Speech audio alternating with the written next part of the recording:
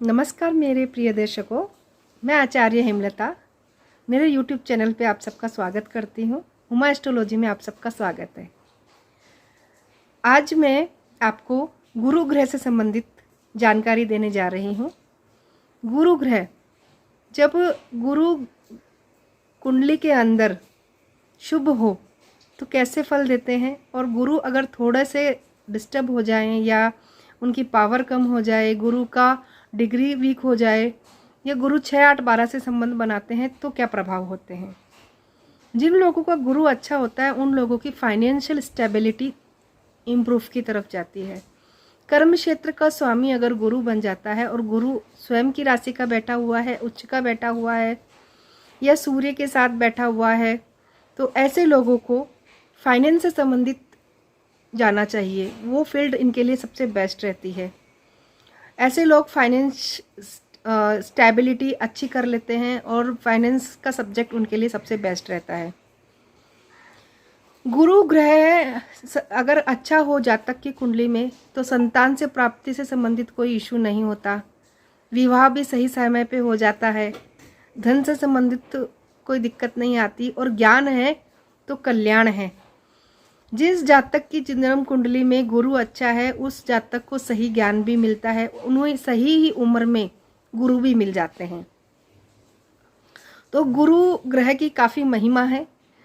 लाल किताब के हिसाब से अगर अपन गुरु को देखते हैं तो हवा का रूप गुरु को कहा गया है कि गुरु हवा का रूप है।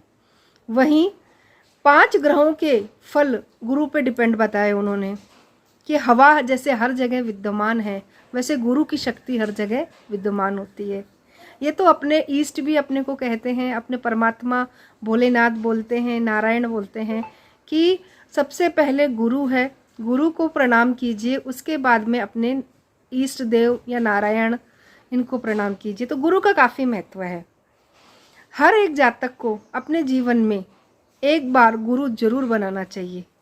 गुरु बनाने से ही उनकी ज़िंदगी में सही रास्ता निकल के आता है।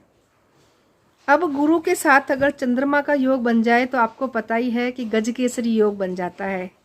ऐसे जातक काफ़ी प्रसन्न रहते भी हैं और सामने वाले को प्रसन्न रखते भी हैं।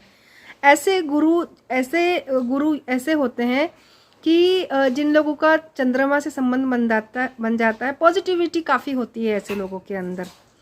ऐसे लोग खुश मिजाज होते हैं, कहीं से भी सही रास्ता दिखाने में सक्षम होते हैं जिनकी कुंडली में गजकेसरी योग बनता है। जैसे कि राम भगवान की कुंडली के अंदर लगन में ही चंद्र और गुरु का संबंध होने से यह काफ़ी पॉजिटिव योग बनता है, जो कि लगन के अंदर गजकेसरी योग का निर्माण करता है।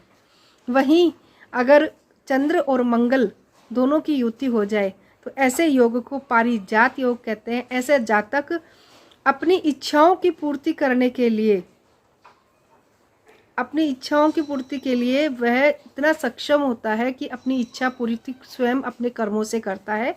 इसलिए इस योग को इच्छा पूर्ति या पारिजात योग के नाम से जाना जाता है।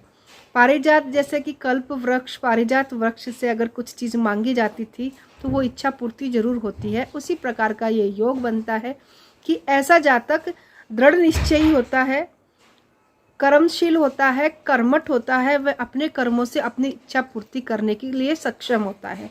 इसलिए इस योग को पारिजात योग की श्रेणी में रखा गया। वही गुरु के साथ अगर सूर्य का संबंध आ जाए तो ऐसे योग को शिक्षक योग कहा जाता है। अगर गुरु और सूर्य की दृष्टि भी एक दूसरे के साथ पड़ जाती है तो भी यह शिक्षक योग की श्रेणी में ही आता है। इसका कारण क्या है? इसका कारण ये है कि गुरु को अगर बल मिल गया, गुरु को अगर रास्ता मिल गया, गुरु को अगर ताकत मिल गई, सूर्य की पावर मिल गई, तो ऐसा योग शिक्षक को काफ़ी बली बनाता है। वो उच्च कोटि का शिक्षक बन जाता है।